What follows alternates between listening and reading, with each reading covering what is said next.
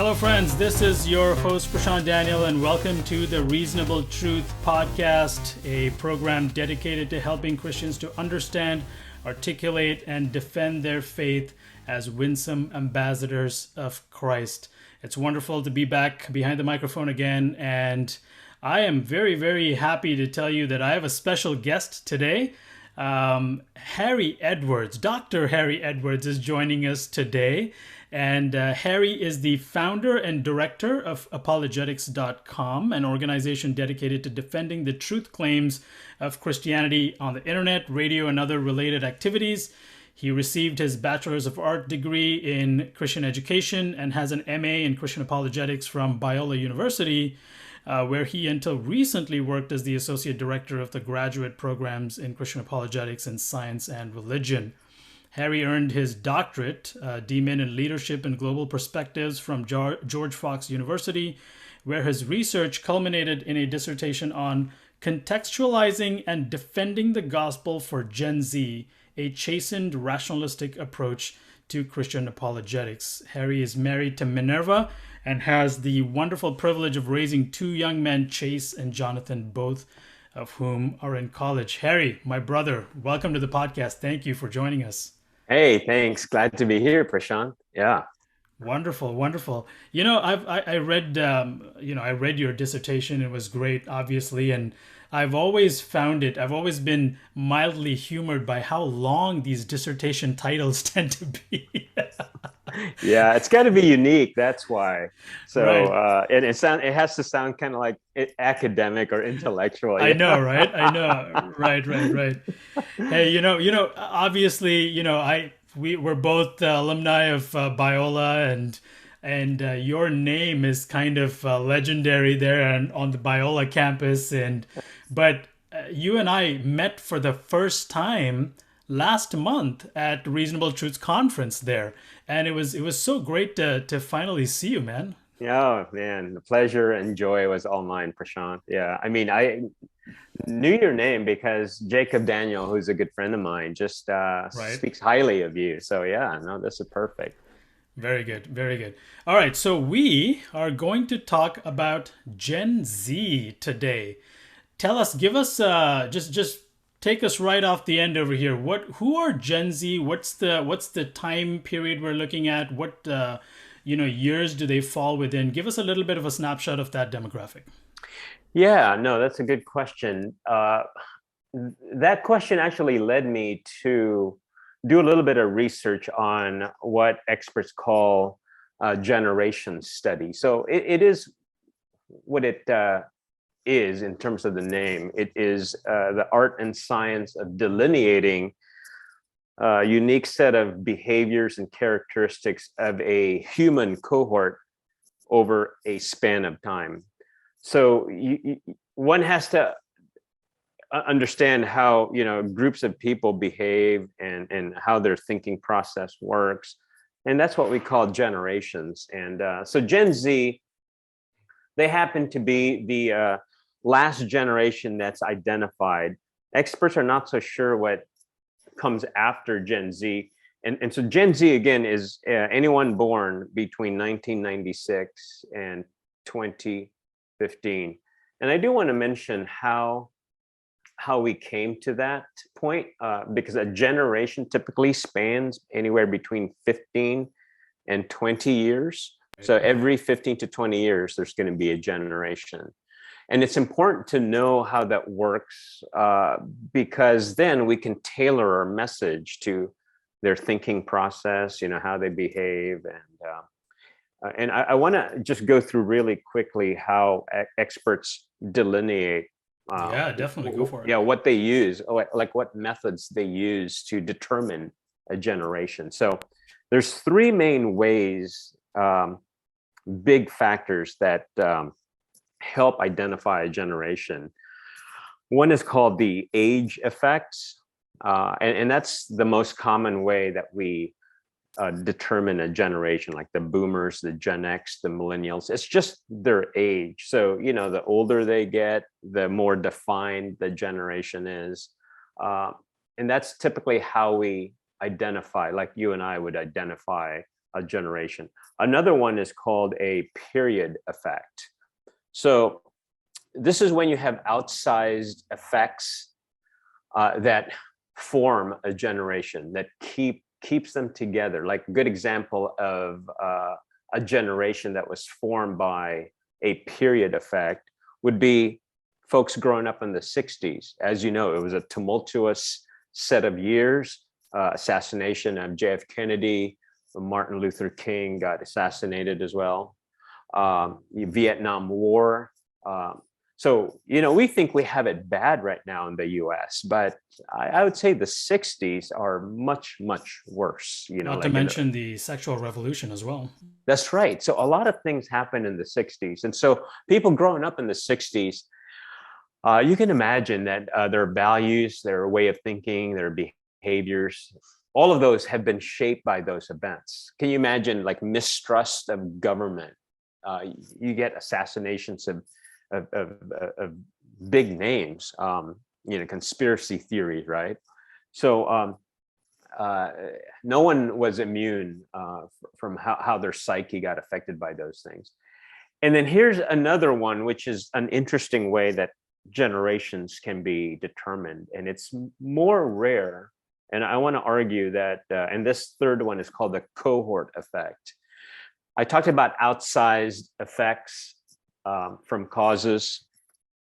Well, this one is much more pointed, and it's the outsized effect is more, I guess, severe in one sense. So, and this is what defines Gen Z, and what that is the technological revolution that's happened since the iPhone. So it is interesting that you literally can say that Gen Z was formed around the iPhone, around the smartphone technology and things of that sort. So Gene Twenge, who is a researcher in this area, actually called Gen Z the iGen right. generation. Yeah. So you've heard of those kinds of labeling. So yeah, so it's those three things: age effect, period effect, cohort effect. That's what makes a generation. So again, back to who are Gen Z? It's the people born between 1996 and 2015. And you can ask me why I stopped at 2015. This is the beauty of doing doctoral work, because as a doctoral student, you can just like state things, and so long as you can support it, there you go, you're the expert right there. But let me tell you why I descended on 2015. Number one, 1996, a lot of experts would already pinpoint the start of that new generation in 1996, around, give or take a few years. But 2015 happens to be, in my opinion, a very significant effect that could be lumped under a period effect or a cohort effect. And that number also happens to be around 15 to 20. So that makes for a nice generation. So do you remember what big thing happened 2015? 2015. Well, the only way I can remember it is it was the year before all the political madness set in 2016. So yeah, no, that's true. That's a good one. But 2015 specifically was Obergefell, when the Supreme Court said that same-sex marriage is lawful. So that's huge.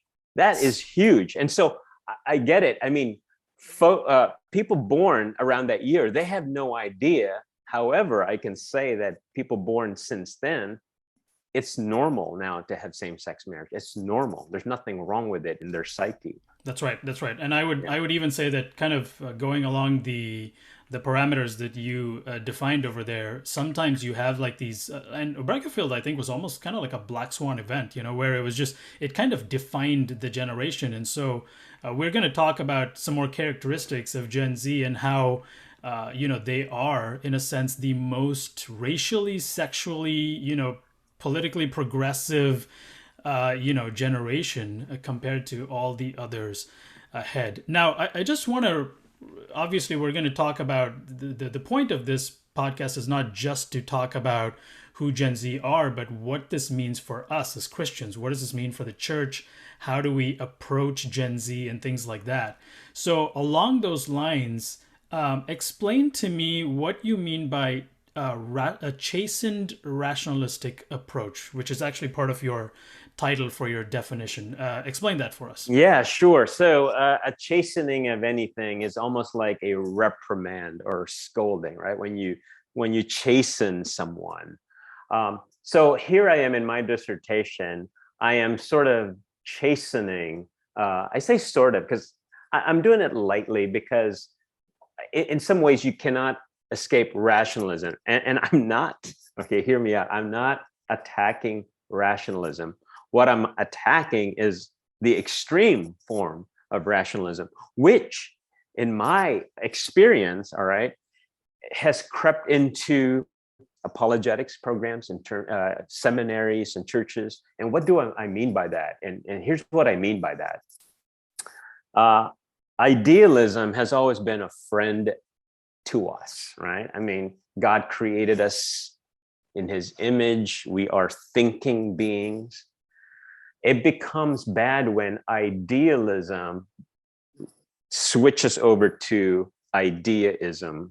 I forget now who coined that phrase, but I thought it was a brilliant move because, again, idealism, the extreme form of idealism, says that reality is indistinguishable from your mental activity. All right. So it's whatever you perceive is real. We get that from the Greek thinkers, starting even with Plato, with the forms. Again, I'm not saying all of these guys are bad. I think it's just the extreme form. And the extreme form of that is manifest in our educational system because everything is just about information transfer. It seems like that, right? We go to our classes, our assignments, our reading. It's all about what goes into our mind. And before long, you think that all of our experience as a human being is just here. So if you can think good thoughts, then you will become a better person. So how that translates to, let's say, the art and science of apologetics. And I used to believe this actually, that if we just tell people the right beliefs, that their behaviors will change. And so conversely, when I look at culture and society and I see bad behavior, I go, well, as a Christian educator or a Christian influencer, or whatever you want to call it, my goal is to just tell everybody that are behaving badly good beliefs, maybe correct their bad beliefs, and then they would become better people, or they would just anyways, you get my my train of thought on that one. So that's all I'm doing is just attacking the extreme form. So hence the title, chastened rationalism. I still believe that there's a big part of us, I want to say a very significant part of us, that are thinking beings, but that's not all we are. So I forgot your question again, Prashanth. Tell me again. That was my question. My question was, what did you mean by a chastened rationalistic approach? No, and I think that's generally right. I think that we seem to have this idea that, and again, see, as someone from the Eastern culture, I can tell you that there are parts of the world where just merely giving people data or information doesn't do anything. Okay, there's a whole another layer that you need to get through over there. And so, but that, I think that approach also presumes that if you give people all the data points, that they know how to connect the dots appropriately. And why would we believe that, right? Right. No, that's an interesting thing, because like I said, I used to think that, and there is also some truth to that, because even the great thinkers of the past would equate truth with godly living. And perhaps maybe in unfallen world, I would say that's true, but in a fallen world, I believe that's not true. And people who say that, and I respect them dearly. Like I said, I used to believe that. It's an attractive belief because truth is an attractive concept or construct. And in a Christian worldview, truth is embodied in Jesus. That's why ultimately, that's where you end up. It's a person, right? It's not just a bunch of good ideas. Actually, truth in its ultimate form, I believe, I don't think it's heretical, is in the person of Jesus, right? I mean, after all, that's what he said. I am the way, the truth, the embodiment of truth. Yes, that's right. Yeah. So yeah, that's the whole chastening of rationalism. And believe me, brother, I tried my best to not name names. And this is just coming from a personal approach on my dissertation. I had a good conversation with my advisors because they're saying, well, who are these people? And as you know, I mean, I've been steeped in this area, and I go, no, these are my friends. I don't want to name them because people are just going to take it the wrong way. And by the way, we are so steeped in this that we're all guilty of this. So I'm not going to name names. Just I might have named I don't know. I like I said, I tried to avoid names, but I want to say in general, there is a big part of the apologetics cohort that just teaches apologetics purely from a cognitive standpoint. And I think that's actually wrong. It's not effective. It might have been effective a few generations ago when people still, thought rationality was a big deal. But now we have a lot of non-rational factors that we need to deal with. And hear me out. I do make a sharp distinction between irrational versus non-rational. All right. So in all of our discussion here, there's no way you'll hear me support irrational ideas. So what is that distinction? Yeah. Define that for us. Sure. Yeah. Well, irrational would just be contradictions, like square circles. Those things would be irrational. Non-rationals would be just other than rational things. So in this particular case, in terms of knowing, and we will probably get more into this, in terms of knowing, our bodies and our emotions could be non-rational ways of knowing.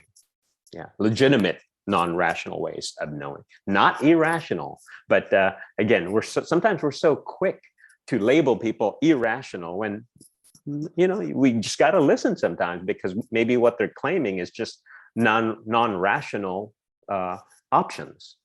Right. No, and I like this quote from Alistair McGrath. In fact, I just recently posted this on my Facebook page. He says, and this is from his book, Mere Apologetics. He says, until quite recently, the dominant trend in apologetics was to use arguments in a reasoned defense of the Christian faith. Yet this was largely a response to a strong rationalistic culture, which saw conformity to reason as a criterion of truth. The use of arguments, as we shall see, remains an integral part of Christian apologetics and must never be marginalized. However, the waning of rationalism in Western culture has made this less important than it once was, and created a context in which other aspects of the Christian faith need to be recognized. Above all, its powerful imaginative, moral, and aesthetic appeal. Amen. Exactly. Yeah, and I think, if I remember correctly, I think you quote this as well in your dissertation. I might have, yeah. Right, and I think McGrath nails it. I think sometimes, well, not sometimes, we know this happens in the Christian camp, is we kind of use this cookie cutter approach, and we think that just this one size fits all approach just goes for generations to generations. It doesn't matter how the culture around you changes. It doesn't matter how the generation changes. This is the same approach that you have to use all the time. And I'm old enough to remember that the apologetics landscape has changed drastically, even from when I started, like 17 years ago. When I first started, things were very different, and just in the last maybe 5, 6, 7 years, there's been like a tectonic change in the culture. And I Yes. was telling my wife this several last year sometime. I was telling her, I was like, we're gonna have to rethink how we do all of this That's because everything around us is changing. that's right, brother. I'm glad you have that insight. You're right. I pin that change too within the last 5 to 7 years. A couple things to that, and I'm glad we're having this conversation because a lot of important things come to mind.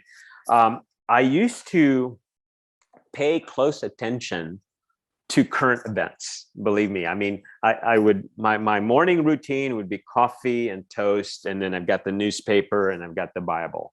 That's kind of like my reading as I start my day, right? And I would look for what I call cultural markers in the newspaper, like just saying, just thinking, all right, these are things to look out for. This could be good, this could be bad. But in the last 5 to 7 years, I no longer have to sense a pattern of what I'm calling cultural decline or Western decline because it's just so obvious. It's just out there. Anywhere you turn, you go, oh, yeah, this is definitely a post-Christian world. I shouldn't be surprised anymore. So, yeah, it's like I try to avoid actually reading the newspaper anymore because it's just depressing. And I go, all right, what else? What bad thing are we gonna come up with next? It's almost like now if I read, I'm looking for bright spots now. But I used to read for downward trends, thinking, okay, this is where culture is going. But now for the last 5 to 7 years, it's a foregone conclusion that Western culture has really sunk. And I don't know if we've reached the bottom. I don't think so yet. There's still lots of hope. And obviously, God can do whatever he wants to do. But yeah, Right. you're right. But we're in a post-Christian world now. Right. And for some of our younger listeners and maybe even Gen Z listeners out there, let me explain to you what a newspaper is. It is a series of papers that carried news information from local, regional, international news, all put Yeah, together, printed on yeah. black and white. It's kind of like the papyrus, like how that used to be. That's how it is. Ink on Okay. paper. Yeah. Oh Right, my goodness. exactly. But yeah, we're seeing we're not seeing newspapers as much these days because the news cycle is so fast that I think even the printing presses are not able to keep up. Like that's how quickly things are changing around us. Okay, let's get back to Gen Z. So, and I think I like the way we kind of segue there in a sense because you made this distinction between non-rationalistic and irrationalistic. Okay, and I think one of the tendencies of every generation is to kind of poo-poo the next generation, right? We kind of Right. look down at the next generation and say, this generation, they're just so irrational, whatever. So along those lines, let's kind of swivel our focus back to Gen Z. Now we already talked about the fact that this generation, and when I say this, I mean Gen Z, have already experienced some very monumental moments during their lifetime. And so again, like we said, they're very racially diverse, they're sexually diverse, and they're very tech savvy. They're Hmm. very comfortable with technology and media and things like that. And now I think there's positives and negatives to that. I think that they see themselves as, and I have, I have nieces and nephews who are Gen Z, and they're very good at just hopping on the internet and just looking things up, right? They're just researching things. And I think this is good and bad, obviously. I mean, I can appreciate the initiative, the proactiveness in looking things up, researching it, and all that. But then again, not everything you find online is always reliable or trustworthy. And so here we go again, is this presumption that, okay, whatever you see online, you're going to connect the dots correctly. And I don't necessarily think that's true. Another feature of Gen Z is that they're very entrepreneurial. They are looking to build things, create things. I think sometimes the mistake they make is they try to create meaning somehow, and I don't think you can do it the same way. They also look for like financial security, economic security. So, what in your expertise, what is driving this sense of it? It seems to me when I look at it like that, there's a lot of positives here for Gen Z. Gen Z are actually pursuing a lot of good things, and maybe I'm wrong about this, but I'm almost correct me if I'm wrong, but I'm almost seeing slight improvements even from the millennial generation before them. Yeah. What do you think? What's your opinion there? No, I am with you 100%. I believe, and again, millennials are going to hate me for this, but just according to the data, I cannot ignore this. I believe Gen Z has better promise than millennials, and maybe even slightly better than my generation. So again, I'm Gen X. After Gen X is the millennials, and then after that we have Gen Z. One of the reasons why I think that is what makes them unique. Number one, I believe Jean Twenge, I believe in her book, actually says that politically, and again, experts differ on this, so I might be accused of picking and choosing, but what she says is it seems like Gen Z are becoming a little bit more conservative. If anything, maybe worst case scenario is they're pretty equal. They're divided equally between conservatives and liberals. And I want to say that that is the case because they've got information at their fingertips. And so they can always research both views at any given time pretty quickly. And like you were saying, they are true digital natives. And so information comes to them very easily. But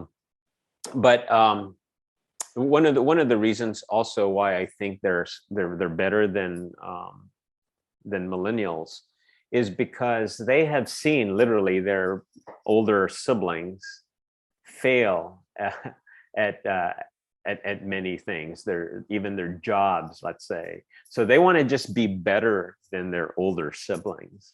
That's number one. And then check this out, right? A few weeks ago, we had the overturning of Roe v. Wade. So these young people are now thinking, maybe there's something to the other side. So I say all that because I believe that they have more resources to compare what their older generations have gone through versus their own lot. Like a big thing, in my opinion, is the fact that you mentioned they're entrepreneurs, because they want to deal with their money more wisely. And again, going back to how generations are determined, you've got this cohort effect that happened in 2007, 2008, when we had this global economic recession, right? And so they've seen how their parents have struggled. They've seen how their parents have been laid off, and they went through some tougher times. Millennials did not. Millennials, they had probably the easiest life ever, right? And so they're very comfortable. And millennials are again, everything is rosy with the millennials. With Gen Z, they did experience a lot of uncertainty in 2007, 2008. And so they're thinking, we're not going to be like, we want to avoid what our parents went through. And Yeah, so now they're, I tend to think that the millennials had a sort of delusional entitlement mentality, while the Gen Z sort of have a disillusioned entitlement. Yes, that's a good way to put it. Yes. So yeah, I believe that they are going to be better. There's greater hope for Gen Z, and that's good. Now, I have to temper that a little bit because it's fascinating, right? The moment I turn in my dissertation, and it's in the middle of the pandemic, and that definitely is an outsized effect to any cohort of human beings. So. Were you tempted to pull your dissertation back as soon as COVID hit? Well, the nice thing about doing dissertations, and you can have a big section of saying what you did not cover. You can say what your blind spots are. So yeah, in the very end, I had to say, this pandemic, who knows that my dissertation could be totally obsolete by the time I defend it. And I think the jury is still out in terms of how the pandemic has affected Gen Z. That's right. I know there is, but we'll see. We don't know. We don't know yet. And interestingly enough, one of my friends mentioned this, and I totally believe him when he said that Gen Z actually might be the last true generation in terms of how a generation is identified. He says that because the world right now is topsy-turvy, and it's hard to pinpoint any kind of effect on any kind of group because it's all happening all at once to everybody. And these are big tough times. You got war in Ukraine, and the risk of World War III. Right now, you got a recession. We just got over a pandemic, and it's just crazy right now. And who knows really how all of this is going to form any generation. Oh, and another contributing factor to this is because of the crazy information revolution we're currently in. Everyone is sort of into their own world. Think about it. You literally could have just a gamer world, and you don't know what age that is, because that could span many ages, versus, let's say, someone who's into crocheting, let's say, or into cars, and you can get into it very deeply and very individualistically. So what are those forming factors now, right? It's just a hodgepodge of everything. So anyways, so I thought that was interesting. Yeah, no, that's good. I was going to ask you a question. I totally forgot what I was going to ask you, but um, you know, I think you're right. I think when I look at some of these studies, and I've been kind of looking at Gen Z over the last year, and when I look at some of the data points on that, a lot of markers in terms of the actual time period to define Gen Z seems to be, they seem to want to stop at about 2010, but I'm with you because I think it goes a little past that even. Now, where the end, I mean, I know you've clearly defined an end in terms of as like 2015. I don't think I've kind of resolved that in my mind yet, but I could see that. I could see why 2015 might be the end, but I Yeah. definitely know it goes past 2010 for sure. Yeah. Maybe someone like someone like you say Gene Twenge, I say Twangy, whatever. Same person. By the way, for those of you listening online, look up her work. She does incredible work. She's got a work on the millennials. Actually, it's called Generation Me. She wrote this several years Yeah. ago, and now she has one called iGen. I think this came out a few years ago. She's, I believe, professor of sociology, University of San Diego, or is it psychology? Yeah. I'm not sure. I think sociology. But yeah, excellent. She's done, like, I think, groundbreaking work on generation studies. So for those of you listening online, definitely check it out. I don't know who you're referring to in terms of the comment about this might be the last true generation, but I've heard Lenny Esposito say that before. Yeah. I But think I got it from Lenny. Yeah. okay, I okay. think I got that comment from Lenny, and I believe him when he says that. That makes a lot of sense. Right, right. I do think it's interesting that Gen Z seem to have adopted certain ideas, and Jonathan Haidt actually goes through this in his work, The Coddling of the American Mind, and he talks about these three great untruths. He calls them the three great untruths, and the first one I think is the untruth of fragility. This Mm. idea that whatever doesn't kill you makes you weaker. And the second untruth is the untruth of emotional reasoning. And the third one is the untruth of us versus them. Mm. And I'm not, obviously, I'm not making this the claim that Gen Z caused that, but Gen Z is certainly right in the middle of that storm where that sort of thinking, I believe, has infiltrated their mindset. Would you say that's generally Yeah, no, I accurate? want to make a comment on that a little bit. I think we have to be careful. If we're going to be accurate and charitable. And I read that book. It's a great book. Uh, I'm almost certain that he's not saying that of Gen Z, but that's more millennial. That's definitely Is it it's millennial? Okay. yeah, that's definitely millennial. I mean, you can just look at the publication date on that, and his the group of people he was studying were college students already by that time. So that so again, that is a great descriptor of millennials. However, it is true that some of that has rubbed off of Gen Z, and that's why again I claim that Gen Z is better than the millennials, because those three things you mentioned: fragility, emotional reasoning, us versus them, that is less found in Gen Z. Yeah. Okay. And that's definitely millennials right there. Yeah. So you said something earlier. You said, you might even say that Gen Z seems to be slightly more conservative about that. Now, it might help to actually define what we mean by conservative. I think conservative can be a pretty broad term, but let me push back. I generally agree with you, but let me play devil's advocate. Sure. I had Clay Jones here on my podcast once, and I told him the same thing. I said, I'm going to play devil's advocate, and he said, doesn't the devil have enough advocates already? So, touche, Clay, touche. Yeah. So anyways, one of if some of the traits of Gen Z is they're not driving around as much, they're not partying, clubbing, they're not doing any of that stuff. They're not going around having sex outside. They're not doing anything like that. Less of those. Yeah. Right. Less and they're doing a lot lesser than the previous generations were. Now, some people would mistake that as conservative behavior traits.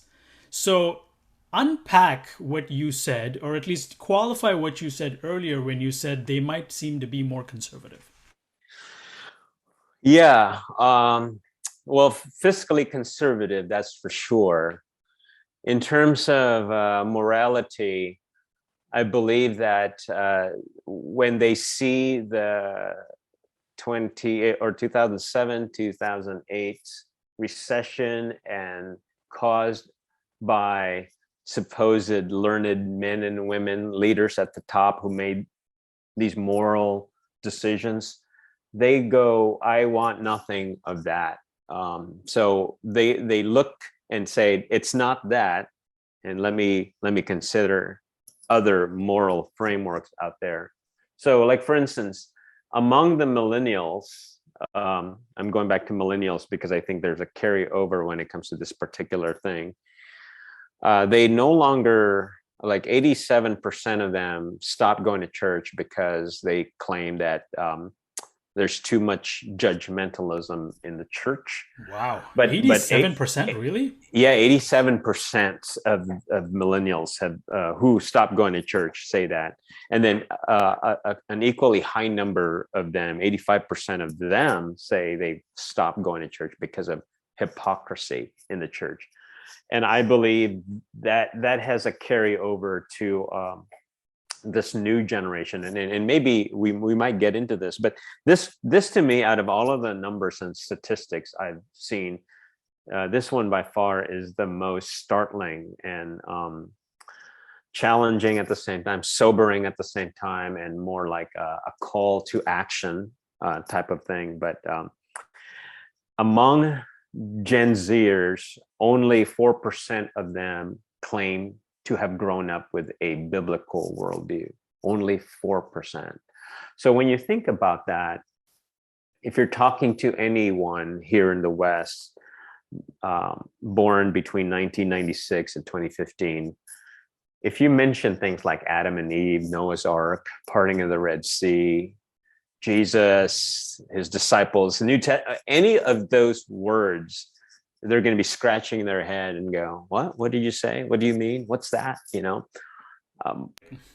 So it's weird. I mean, I'm old enough to know that when you mention those things, they go, oh yeah, it's the Bible. And they either have a positive reaction or a negative reaction, but never bewilderment, or never, not familiar with those kinds of things. So to me, that is just nuts.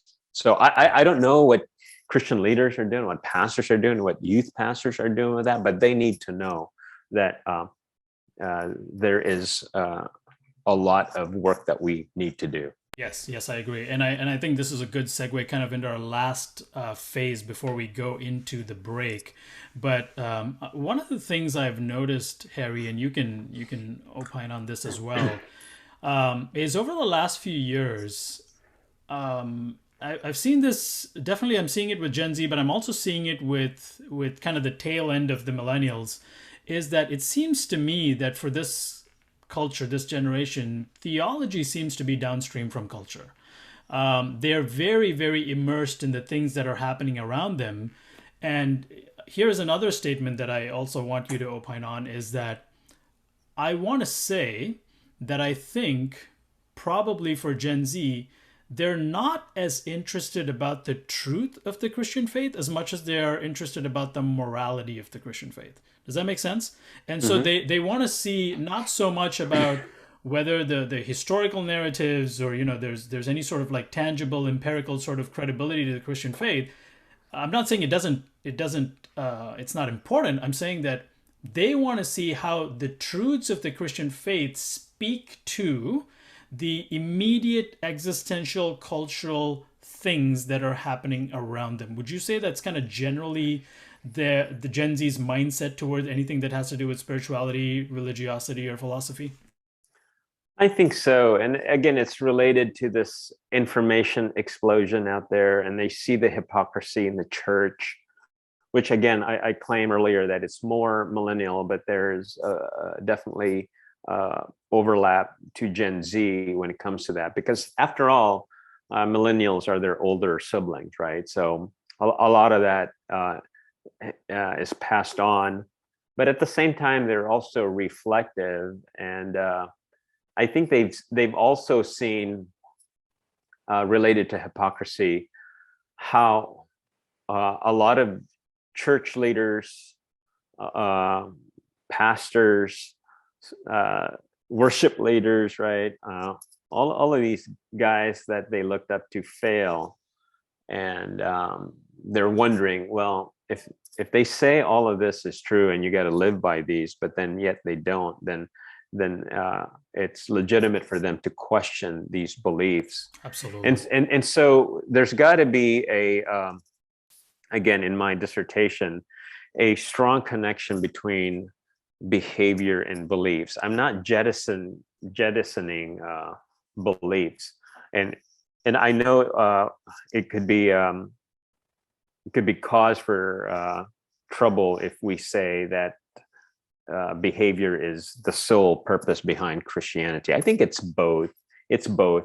And so they just need to see, you mentioned morality is something they look at, because that is one of the biggest claims of Christianity, right? You have Jesus enter your life and you're supposed to be a changed person. So they do want to see that. They want to see, even if they can't say it in Christianese, the fruit, that's what they want. They want to see the fruit of our beliefs. See, when you think about other faiths, other religions, it seems like it's an assent to a set of beliefs, and I think Christianity, to some degree, has bought into that solely. All right, again, I'm not speaking in ultimate terms here, but as you and I know, right, our faith rests really on the work of a person. Right. And it's having that relationship with Jesus that's transformative. So if our lives are not transformed, I think it's legitimate to question the faith system. And by the way, for me, I am actually very serious about that. See, a lot of our friends would dismiss hypocrisy as saying, well, don't look to the person, look to the source. Right.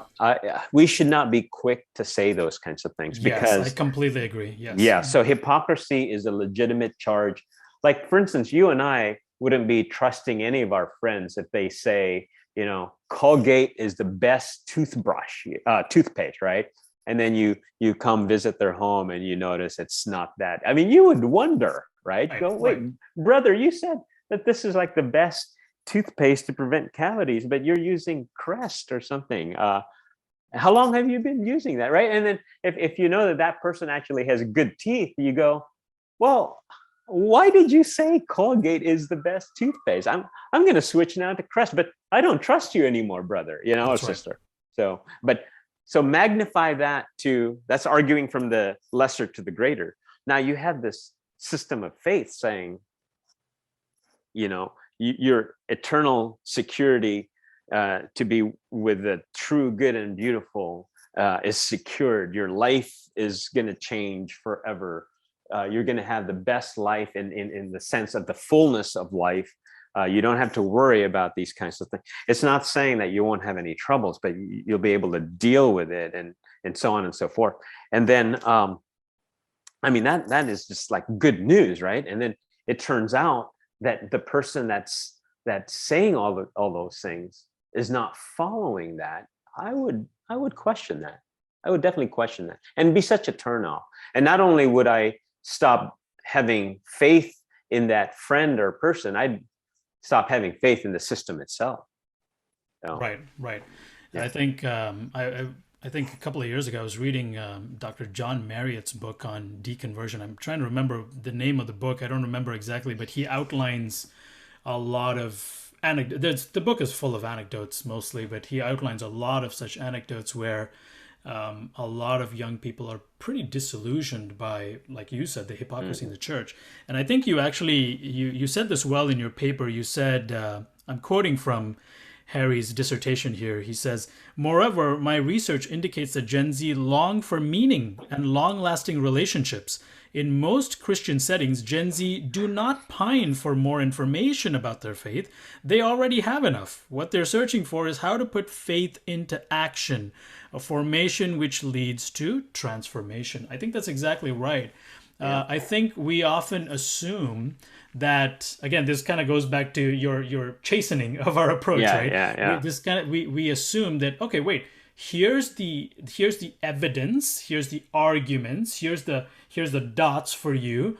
If you look at this, everything should switch normally, like everything should happen.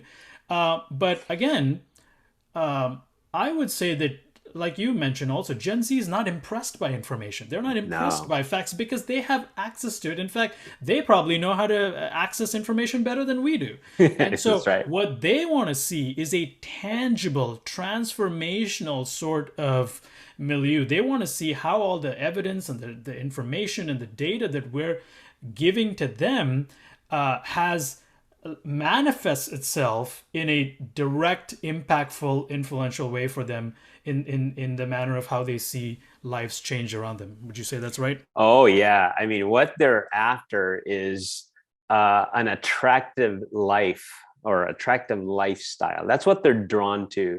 Now, I know there's a lot of influencers on YouTube and other social media outlets. They're looking to those influencers. In fact, that's not a bad term, right? These influencers out there, whether they're gamers or whatever, or unboxing shoes or whatever, they love those kinds of things. And if Christianity is boring, they're not gonna get into it. What they want is to see people hanging out, having fun with their friends. They're hanging out at the movies or at a burger place, those kinds of fun things, the fullness of life that want to see a vibrancy in the Christian faith. That's right. Vibrancy in the Christian faith. Yeah, not a bunch of boring facts and details. Now, all of that will follow, in my opinion. Like, for instance, the analogy I like to use a lot is as parents, we don't explain to our kids, like our 4 or 5-year-olds, the benefits of brushing your teeth every day. We don't, whip out the PowerPoint presentation and tell them this is how you brush your teeth and you'll have fewer trips to the dentist and things. No, you literally just kind of force them to, at some point, why go? Because I say so. Just brush your teeth. Yeah, right. You don't have to make a case for it. No. In fact, you sometimes force them. You do this to their hands and even without them liking it, but at some point they develop that habit, and then years later they go, oh yeah, no, I see what you're saying, Mom and Dad. Yeah, all of these things you force me to do, that's actually helping prevent cavities. So to that, and maybe I could just jump to that. I think or maybe no, I'll say that for later, because I know you've got questions on how we should really interact or share the gospel with Gen Z. We'll save that for later. Perfect. Yeah, let's do that. All right, folks, just stay with us. We are talking with my good friend Harry Edwards over here, and we're going to take a small break and get right back into all of this right after the break. Stay tuned.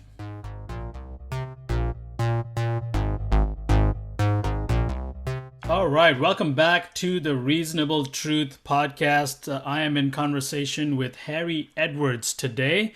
And before the break, we were talking about who are Gen Z? What are some of their characteristics? What are their traits? What are some challenges that Gen Z face in our culture today? And what's their general disposition towards religious faith and philosophy?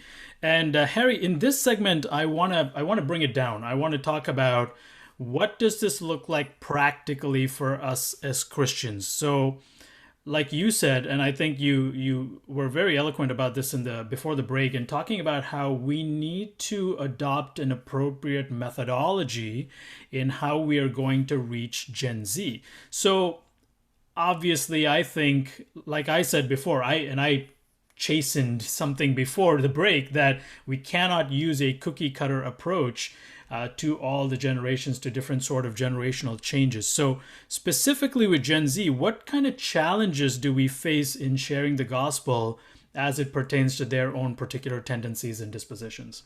Okay. I want to first start with the challenges that we face, and then maybe later on try to map out a way that we can help Gen Z. Okay, great. Let's do it. We have to realize what has formed Gen Z, and a lot of these things you mentioned already. Like, for instance, they are digital natives. They're the first generation in which always on internet is something they grew up with, right? I mean, I think you and I are old enough to remember, we press so remember something. dial-up days. Dial-up, yeah, DSL or dial-up days, Yeah, but now literally they look at their phone and it's just always on. There's not even a question, is this thing working? They go, that's just what it is, their web browsers are just connected all the time. They even speak to their phones, right? And they can get information that way. So it's always on. And as you know, I believe every Gen Z owns a phone. And so we have to realize how that has affected their formation. Not so much the content. And that's important to distinguish between what is in their phones and what they're accessing here. But it's more the device itself. How has it formed them? For instance, a good way to know what I'm talking about is it seems like literally they are never without their phones, right? They're always holding their phone. They're always looking at it, no matter what it is. You have no idea what it is, but they're always looking at it. It seems like they cannot wait to get updates from their friends. So it's almost like the phone is an extension of themselves. Exactly. It really is. It's not so much for us. It's maybe for you and I, we consider it a tool or a utility. For them, it's like you said, it's part of who they are right now. Their identity is tied to that, whether it's the kind of case that they have around their phone, what brand of phone they have, it's those factors that form who they are. Again, not so much the content. Now, maybe for Gen Xers and maybe millennials, it's the content of what's in their devices that mattered. But no, not for Gen Z. To them, their phone is their identity. So we have to realize the importance of that. The other thing too is they live in a world. This actually might tie into their politics. They now live in a world that when they step into the classroom for the first time, like in kindergarten, they're looking to their right, they're looking to their left. And it's more than likely it's not a white person. If they're a white person, they're looking around. They're probably not going to be looking or observing that most of their friends are white folks. So for the first time, this generation is truly diverse. So they're going to be growing up with that's normal to them to not have right. A friend that is their nationality or race, right? So that's actually very good news, because the whole issue of racial issues that's so divisive right now won't be an issue for them. They're going to go, what are you talking about? Why are you guys so incensed about this? Right. These are my friends, Right. So Exactly. it's not an issue. So that's a very positive thing. The very one of the uh, of course negative things is because they are exposed to gender fluidity, that being non-binary is totally normal. All right. Right. So so that's a huge thing. How do youth pastors deal with that? Because scripture is clear. And so and this is where normal apologetics is not going to be super helpful. Again, normal apologetics, right? Now I do love Sean McDowell's treatment on this. He's very gracious and does it the right way. But we need to exercise some sympathy, and we need to be very careful and loving about how we approach these gender issues, because tied to that is, since it's part of their identity, they do have a higher propensity for mental challenges. And I think it's tied to also their gender identity. So how do we navigate that that very challenging thing So for Gen Zers? what do you mean by mental challenges? Well, I mean, to me, if the basic thing about you is you're either male or female, if that is destroyed, then you can imagine how tough it is to live in a world where they're saying, oh yeah, your gender is just what you make of it. Well, we know that that's not true. It's not a livable component of a worldview, right? Right. We are male or female.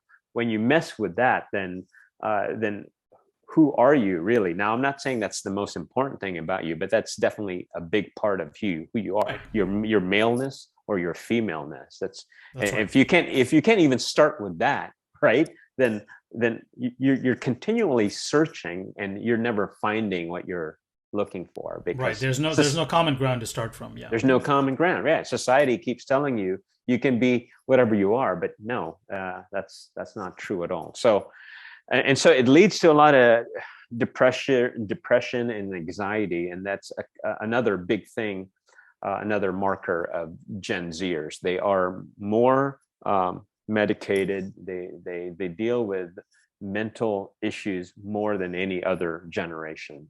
So Harry, I think those are the challenges. All right, those are the challenges. right, right, and I completely agree with you. I think Harry, the Christian church needs to do better. John Noyes and I were talking about this when I had him on several months ago, and we were talking about the church's kind of perspective on mental health issues, and it's not encouraging. I've heard a lot about several churches that almost kind of look down on mental health issues. The whole concept of mental health issues seems to become a referendum on your faith somehow. And this whole idea that, okay, you just need to get in the word more, you just need to have proper devotions more, and all these mental psychological challenges you're facing is symptomatic of deeper spiritual problems.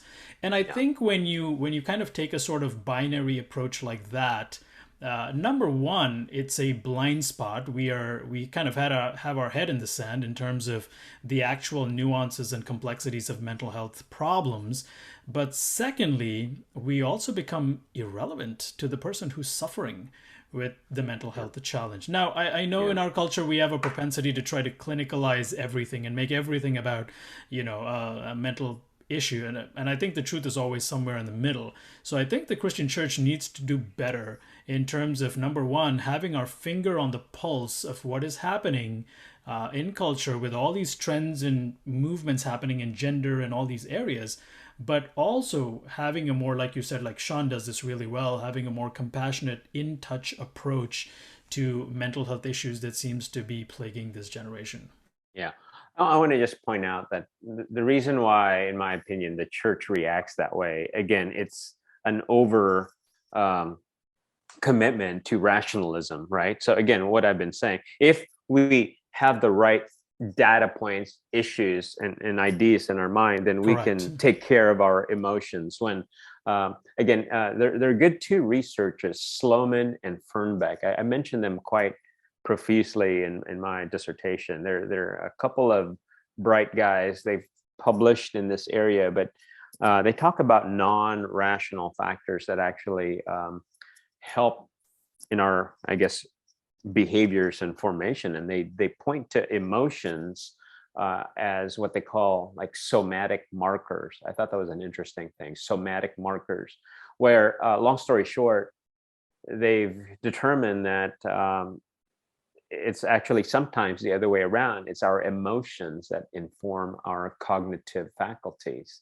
So a good example of this is you're walking down a dark alley, and you get the sense of fear or uncertainty that some bad guy is going to come and get you.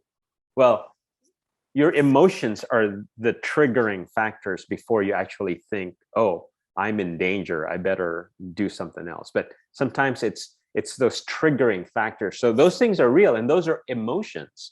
And so, yeah, many times it's our emotions that inform our mind. So we cannot discount those things. And so if that is true, even our good friend JP Moreland, right, is not embarrassed to admit that he seeks counseling and he seeks medication, because those things help.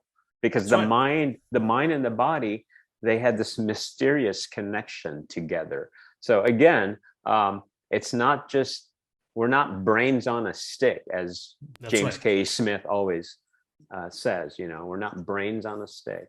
We're more than that. That's exactly right. So let's make this even more practical. How can the Christian church, how can we as individuals adopt more efficient strategies or tactics to engaging Gen Z? And so what does that look like? Yeah, good. I kind of call this triaging the church in the West. So as you know, like a triage station is trying to determine which patients need care immediately versus the ones that could wait later. So to me, the most important things that we need to do, I've written it down, and this is just from my heart. I think what really works, again, based on my research and based on just our love for people in general. Number one, literally, we need to stop the problem. We need to stop, I call it the hypocrisy in the church. We just need to admit that we have been hypocrites. We need to be humble about it. And maybe the church needs to be a little bit more introspective about what causes hypocrisy. It could be that we don't actually believe what we say we believe. And so we're acting out differently. Now, again, I'm not betraying my thesis here about belief and behavior being connected or not being connected. They are connected, but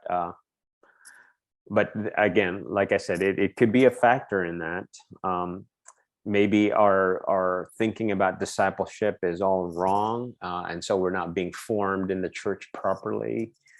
But we need to just stop the hypocrisy in general. I wonder what kinds of forms that may take, but that needs to be addressed. Like you and I already talked about how hypocrisy is a legitimate charge against Christianity. So maybe so a conversation needs to revolve around that. That's number one. Number two, like I mentioned in my dissertation, I believe we need to clarify our faith.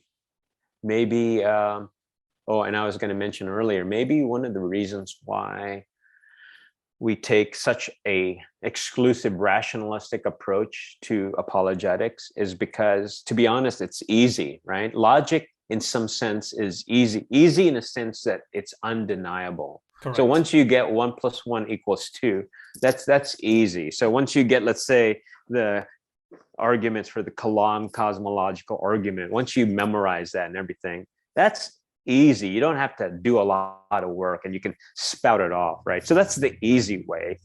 And I'm going to say that that's not the right way, because those aren't the questions that Gen Z is asking That's right. nowadays. So again, so clarifying the faith, I believe, creates bridges. All right, it helps create a bridge to Gen Z, because now we're laying the foundation. Perhaps what Gen Z has heard is just the wrong presentation of the gospel. It could be, in fact, as you know, a lot of church leaders and pastors, they say the gospel is, and then you go, really? Is that really what it is? Is that only what the gospel is? So maybe in terms of that particular example, perhaps the gospel is not just an assent to Jesus being your Lord and Savior. Maybe it's not just that, right? Good. What is the good news? Perhaps we can say, hey, show them an example of a good news, and then try to tie that into how the first century people, when they heard the good news, why was it good news for them? So maybe it needs to start by the bad news first. Maybe the gospel presentation needs to start right away with the bad news before they hear the good news. So again, clarifying the faith, creating bridges, to me, that's step 2. Step 3, I think, is important to me. It's listening and asking questions. So again, in the way I presented that, yes, you need to get into apologetics a little bit, but I would say to not lead with that. Maybe even go backwards in the three steps that I outlined. That may be true as well.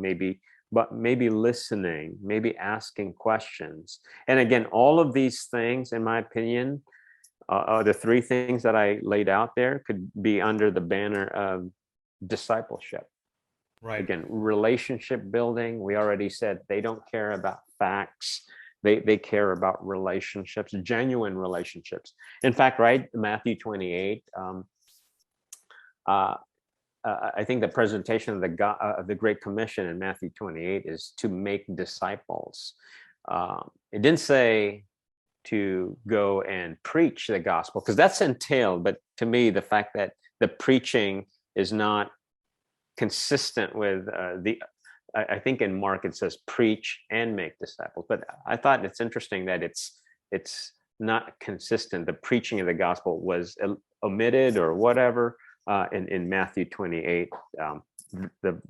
That version, it's making disciples. So if we switch our thinking, so apologetics important, and evangelism is important. And by the way, for me, evangelism today and apologetics are synonymous in my thinking. But if we think maybe discipleship is key, I wonder how that would change our approach. And when I say discipleship, it's committing to a person, to a young person. It could be one, or maybe 3 or a few, but committing to meeting with them, developing a relationship, and asking them questions, always thinking, how can I make a bridge? And if all of us did that, I think we would put youth pastors out of the job. But maybe youth pastors can listen to this podcast and go, yes, I've heard what you guys have said. Maybe I should devote my time and energy to discipleship. What is discipleship really all about? Not so much buying pizza and having games for movie night at the church and all that stuff. The culture can get all that outside. Yeah, that's right. And I'm not saying those are all bad, but that can't be your main program, right? It can't be that. It means hanging out after school, perhaps having one-on-one, just playing video games, perhaps, whatever. Just literally developing a relationship. Right. That can't be your carrot. Like, that can't be your hook. Because that only goes so far. The best hook, the best carrot is a relationship. And this I think goes back, even as you were saying all this, Harry, I'm thinking, I wonder, kind of going back to one of Jonathan Hyde's point about developing an us versus them mentality. I Yeah. actually wonder if we as the church have kind of developed that mentality. And I Yes. think that's really problematic. And maybe that's sort of emblematic of problems in our approach to dealing with this kind of stuff is when we see people with gender confusion or sexual identity confusion or mental health issues or things like that, if we see them as the other, if we see them as, oh, here's a person outside of our camp who's not whole, who's not got it all together, then now you have an authenticity issue, right? And for this culture, authenticity is a huge deal. It's a big deal. And this kind of goes back, this is in a sense sort of the meta, the meta theme of your dissertation as well, is how can we be more authentic in the way we present the gospel?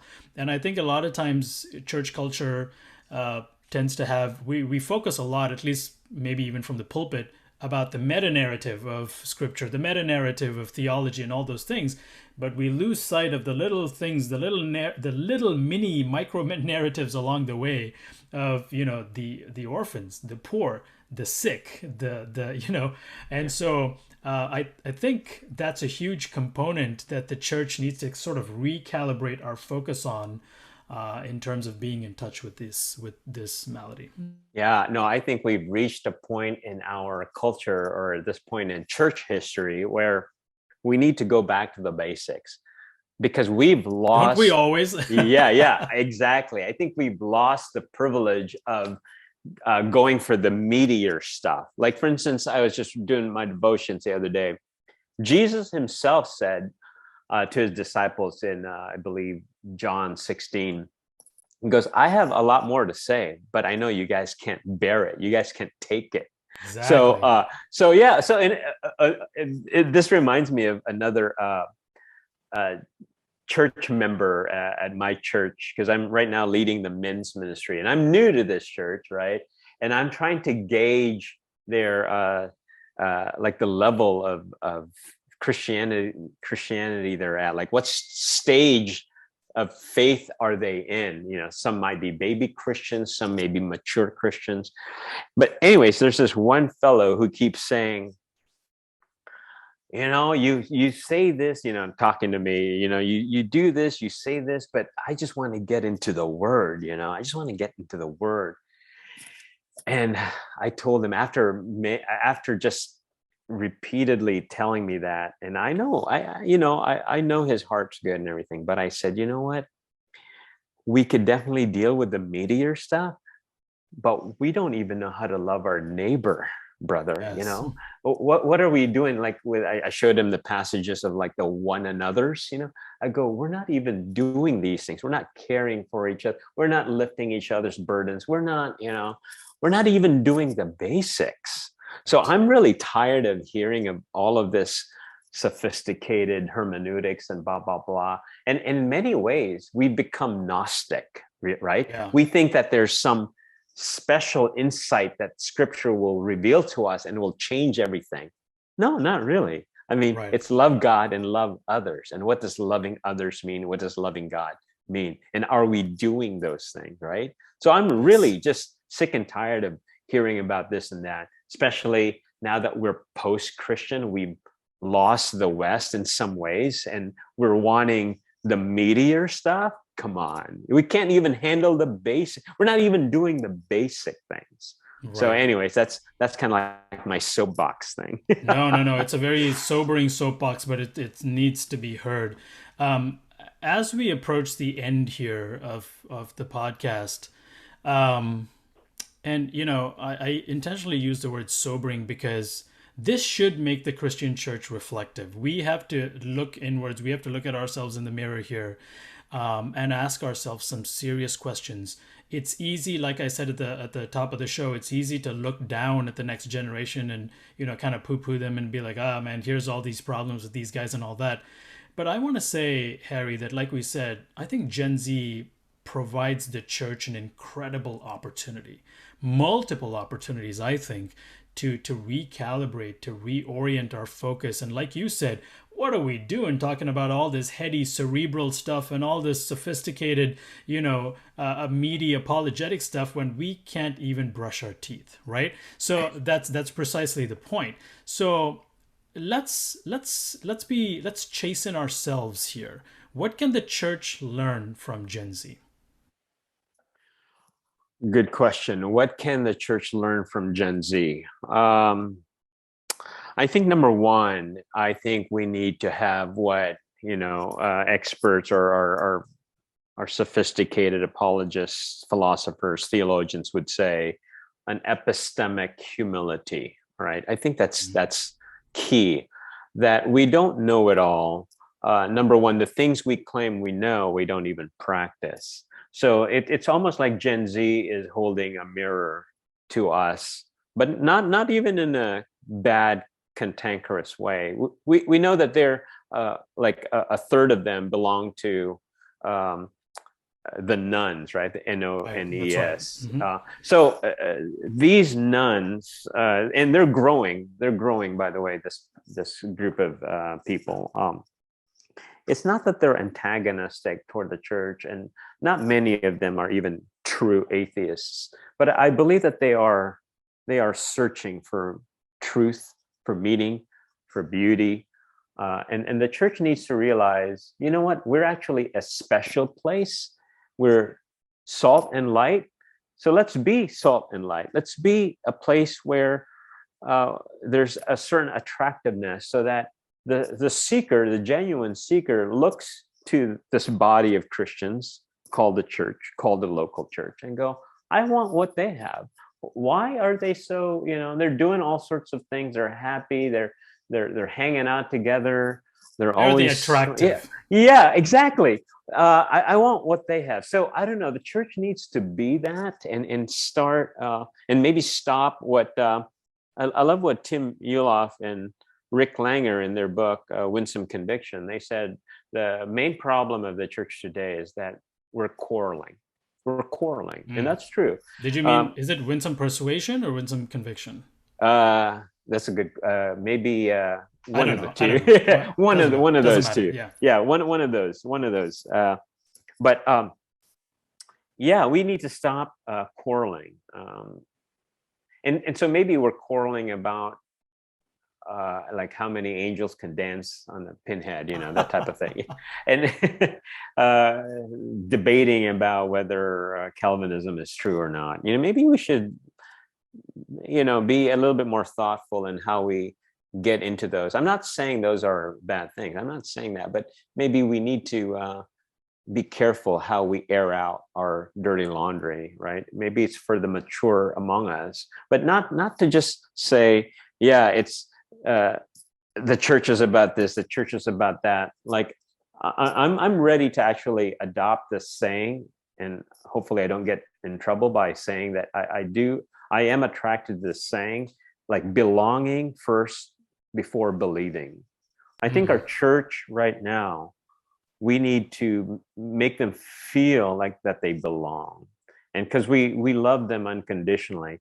And then when they see the attractiveness of our faith, they question, like, what makes your life attractive, right? And so maybe then now you earn the right to be listened to, and perhaps they're questioning whether their homosexual lifestyle is indeed incongruent with God's will, and they begin to question those things that they hold near and dear and practice, because they see a better alternative. But they can't do that unless they feel like they belong first. Now, I'm not suggesting that you put them in charge of ministries. No. But I'm saying that it's an unconditional acceptance of who they are as human beings into your congregation. There's no prejudgment, Remember, judgmentalism and hypocrisy are the major detriments to the faith right now. That's right. But maybe we can start with that, and again, we present an attractive lifestyle. That's right. Yeah. I completely agree with everything you said there. I'll piggyback on what you said and also add to that I think Gen Z forces the Christian church to face some of the more complex issues that we don't like to face. I have personally spoken to many people, Christians, seasoned Christians even, who just don't have the patience for things like gender fluidity and the transgender movement and identity crisis and mental health issues and all these kinds of things. And this is where I walk away kind of shaking my head, because I'm like, well, okay, you want, kind of like going back to that gentleman who says, I just want to be in the Word. All I want is to be in the Word. Okay, but the Word tells us, like you said, to be a city on a hill, to be a light to the world, to be salt to the earth. So if you care about being those things, that it behooves you then to be in touch with these things, because that's what the landscape around you is beginning to shape like. Okay, and if we want to be effective ambassadors of the faith, then we're going to have to stop being intellectually lazy and start getting into some of this stuff, as mucky or yucky as it may seem to you. Jesus got into all the mucky and yucky stuff, and people loved him and they crucified him for it. That's right. So get ready for it, and let's stop being lazy, and we need to head some of these things on. Yeah, no, amen to that, Prashanth. Yeah. Well, wonderful, Harry. Well, thank you so much for joining us, man. This was really good stuff. I'm sure we could easily have gone another hour and a half on this, but we're going to cut short. And for those of you who are interested in knowing more about Dr. Harry Edwards, I will put some more information in our description section of the show notes, and you can access some of his material there as well. Brother Harry, thank you so much for joining us. Love it. Thanks, Prashanth. Always a pleasure. Wonderful, wonderful. Well, that's it for today, folks. And we hope you enjoyed that episode of the RT Podcast. If you did, make sure to follow us on Apple iTunes, Google Podcasts, or wherever you listen to podcasts, and share it with your friends and family. For more information on the ministry, visit reasonabletruth.org. That's reasonabletruth.org. And until next time, keep the faith, and see you on our next episode of the Reasonable Truth Podcast.